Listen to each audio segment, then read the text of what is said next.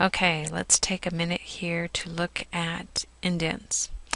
You do your indents on your ruler, so you would click on this little box here to view the ruler if you couldn't see it. You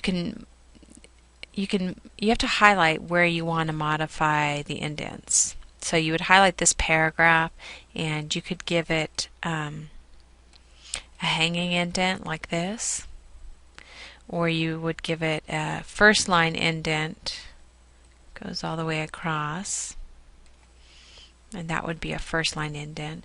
You could also give it a right indent so that it didn't go all the way to the edge of the paper.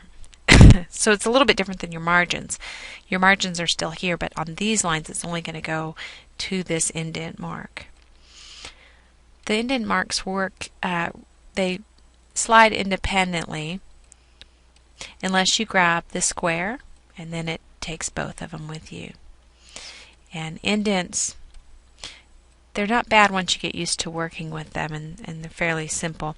They do affect the bullets differently. So here you have your bullets and you have your indents, so you could take and make these bullets a little further away if you wanted to. You could grab the box and move them both, or you can grab the triangle there and tighten it up. Or not. Why didn't that work? Wow, that's sort of strange. I'm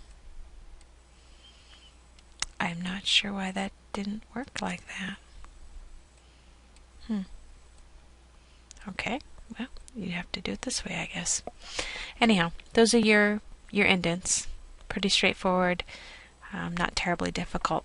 While we're here, though, I'll talk to you a little bit about spacing in between, because you can use that as well as a way to stretch a page out. With my cursor there, with this hard return highlighted, I can go up here and change the size of that hard return, and so I could put 36 there. It's a big return, but it's going to give me more space, and when you take those non-printing characters away, you don't see any different. It just changes the space there. And then by the same token, you could go something as small as 4 and really tighten stuff up. Put it close together if you want to. That was the old way I used to modify spacing between paragraphs. Now you have more choices, because you can go here to page layout, and here's your indenting. So you can see it moving right across the ruler, or you can move it manually, whichever way you would like. And then here's your spacing. So put your cursor here on this guy, and you can increase the spacing after, and that's why that blue is there. You could also put your cursor up here and change your spacing before, and now you've got a bunch of blue above the text. But those are a couple of different ways that you can change all the spacing. They go clear like that because there's different spacing applied, like there's 0 here, but there's a lot up here. So it doesn't know which value you want until you put the value in, hit tab, or enter, excuse me, and now it's back to 0, 0. So playing with spacing will also help you when you're working on your resume, trying to fit things to a page.